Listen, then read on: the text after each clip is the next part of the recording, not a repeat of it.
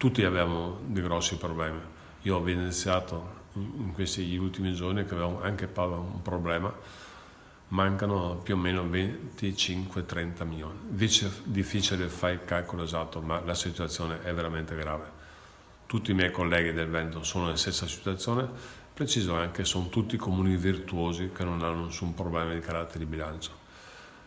È intenzione nostra proporre un documento unico, ovviamente in accordo con la Regione, per sollecitare il governo a fare qualcosa. Già hanno dato 3 miliardi e mezzo, di questi 3 miliardi e mezzo 3 sono riservati ai comuni, bisogna capire esattamente quanto arriverà per Padova e per tutti gli altri comuni. Non bastano, siamo tutti d'accordo tra di noi che non sono sufficienti, sono solo sufficienti a chiudere il bilancio di quest'anno. Bisogna che il governo ci liberi il patto di stabilità.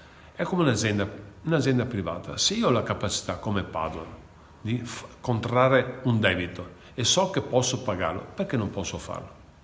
Questo aiuterebbe moltissimo, aiuterebbe a mettere in piedi la città, vorrebbe dire fare lavori, vuol dire fare investimenti.